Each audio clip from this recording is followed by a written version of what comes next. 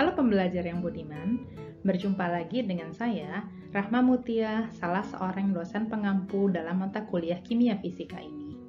Di dalam pertemuan ini, kita akan melanjutkan pembahasan tentang transformasi fisika senyawa murni. Di video sebelumnya, kita sudah membahas tentang konsep dan contoh diagram fasa senyawa murni. Di dalam pertemuan ini, fokus pembahasan kita adalah aspek termodinamika transisi fasa. Mengapa kita perlu mempelajari tentang aspek termodinamika transisi fasa? Aspek termodinamika digunakan untuk memprediksi efek tekanan terhadap transisi fasa dan juga mengetahui perilaku senyawa di dalam kondisi yang berbeda. Seperti yang kita bahas pada video sebelumnya, kriteria termodinamika untuk kesetimbangan fasa adalah adanya kesamaan potensial kimia untuk setiap senyawa di sebuah fasa, di mana untuk sebuah senyawa, potensial kimia adalah sama dengan nilai energi Gibbs molar.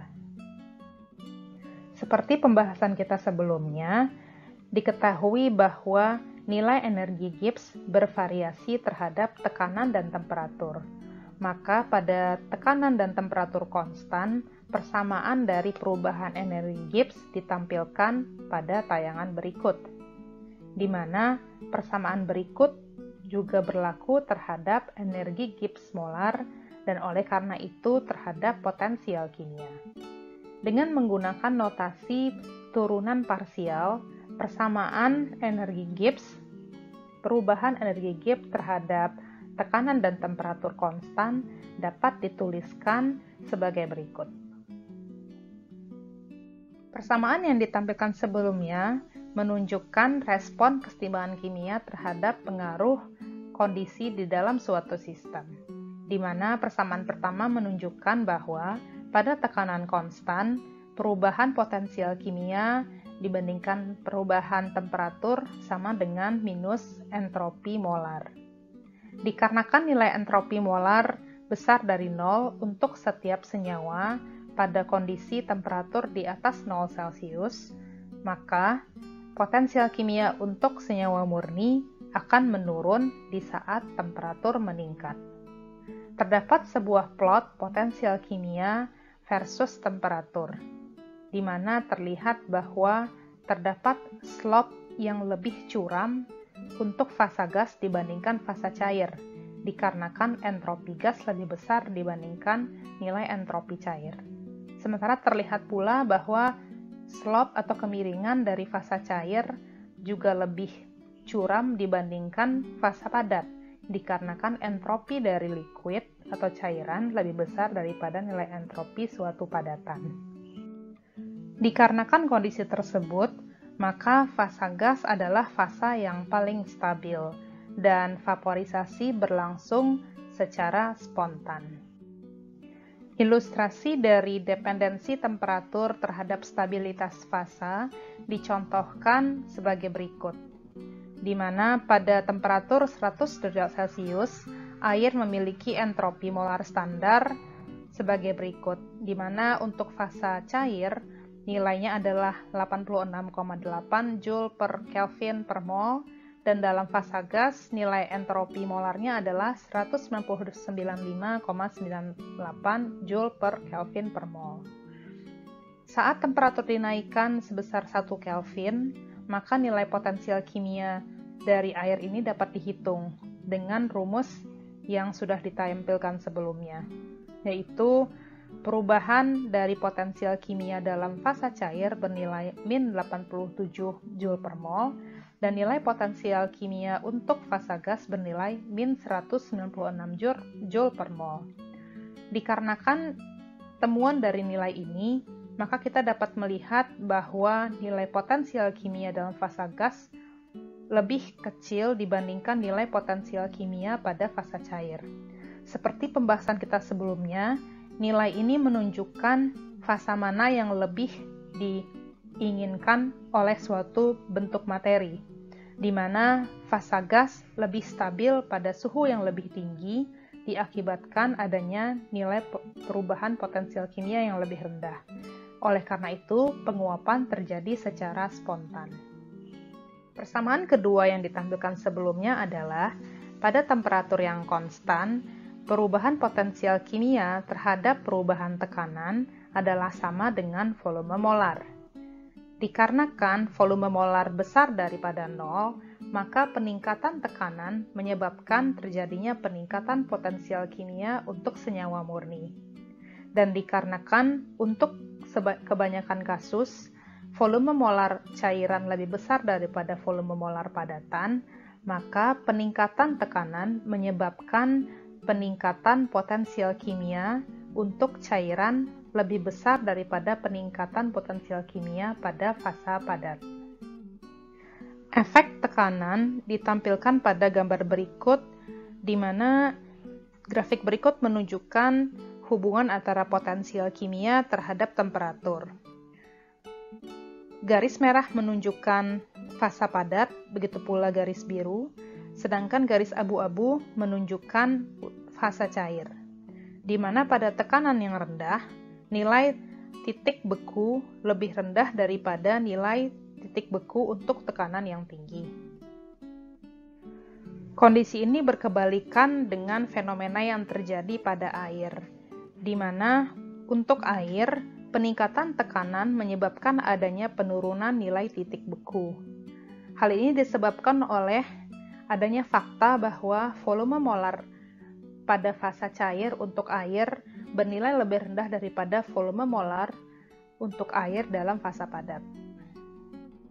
Salah satu pengaplikasian dari konsep termodinamika adalah adanya pemberian tekanan terhadap fasa terkondensasi, seperti diilustrasikan pada gambar berikut, di mana pada skenario pertama, pemberian tekanan dilakukan dengan pengaplikasian piston secara mekanis. Sementara pada skenario 2, diberikan dan ditambahkan fasa gas berupa gas inert ke dalam suatu sistem agar memberikan tekanan tertentu.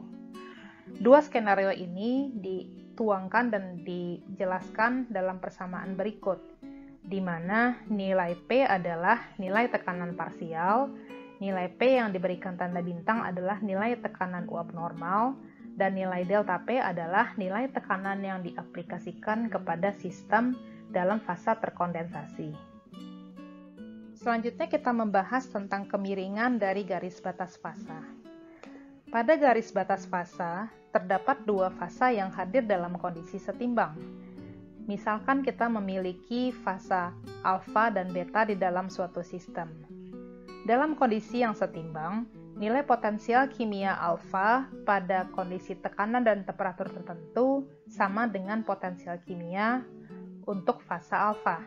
Dan oleh karena itu, nilai perubahan dari potensial kimia alfa sama dengan nilai perubahan dari potensial beta. Ilustrasi dari perubahan potensial kimia pada kondisi setimbang untuk fasa alfa dan beta diilustrasikan pada grafik berikut, di mana dengan adanya sedikit perubahan dari tekanan dan temperatur, nilai perubahan potensial kimia untuk kedua fasa harus bernilai sama dalam kondisi yang setimbang. Persamaan Clapeyron memberikan hubungan tentang kemiringan garis batas fasa yang berlaku untuk fasa apapun pada setiap senyawa, di mana persamaan Clapeyron menjelaskan bahwa adanya hubungan antara tekanan, temperatur, dan juga perubahan entropi molar dan perubahan volume molar pada saat transisi fasa, seperti yang ditampilkan pada slide berikut. Setelah mengetahui bentuk umum dari persamaan Clapeyron, kita melihat secara spesifik tentang garis batas fasa untuk fasa padat dan cair, di mana dengan mengadopsi persamaan Clapeyron, fenomena pelelehan yang diiringi dengan perubahan entalpi molar pada suatu temperatur tertentu disebut sebagai delta fusion untuk entalpi dibagi dengan temperatur, sebagaimana yang ditunjukkan pada persamaan berikut. Untuk ilustrasi dari garis batas fasa padat cair, bisa kita lihat pada grafik berikut, di mana terdapat garis batas fasa yang memisahkan antara fasa padat dan fasa cair. Jika temperatur pelelehan adalah T bintang pada saat tekanan P bintang, dan nilai temperatur adalah T pada saat tekanan P, maka persamaan Clapeyron tersebut dapat diubah lebih lanjut dalam bentuk persamaan sebagai berikut. Dan bila nilai temperatur dekat dengan T bintang, maka persamaan tersebut dapat lebih lanjut dielaborasi, menghasilkan persamaan lain yang lebih general yang dapat digunakan untuk penentuan garis batas fasa, padat, dan cair. Kita melanjutkan pembahasan mengenai garis batas fasa untuk fasa cair dan gas. Dengan mengetahui persamaan entropi penguapan pada temperatur T, dan dengan mengadopsi persamaan umum dari persamaan Clapeyron, kita dapat menuliskan persamaan untuk garis batas cair dan gas. Di mana, jika kita merujuk kepada hukum persamaan gas ideal, maka volume molar dapat dikonversi variabelnya ke dalam persamaan berikut. Dan dengan menerapkan prinsip dxx sama dengan d ln x, maka persamaan tersebut dapat lebih lanjut dielaborasi, menghasilkan persamaan yang disebut sebagai persamaan Clausius-Clapeyron. Persamaan tersebut adalah persamaan yang dapat memberikan hubungan lebih lanjut dan dapat mengilustrasikan tentang kemiringan garis batas fasa untuk fasa cair dan gas, di mana P bintang adalah tekanan di saat temperatur disimbolkan sebagai T bintang. Ilustrasi dari garis batas fasa untuk fasa cair gas dengan mengikuti bentuk persamaan Clausius-Clapeyron diilustrasikan pada slide berikut. Pendekatan yang digunakan untuk mengestimasi kemiringan garis batas fasa untuk fasa padat dan gas adalah mirip dengan pendekatan yang digunakan untuk memperkirakan kemiringan dari garis batas fasa untuk fasa cair dan gas, di mana ilustrasi dari garis batas fasa padat dan gas ditampilkan pada gambar berikut.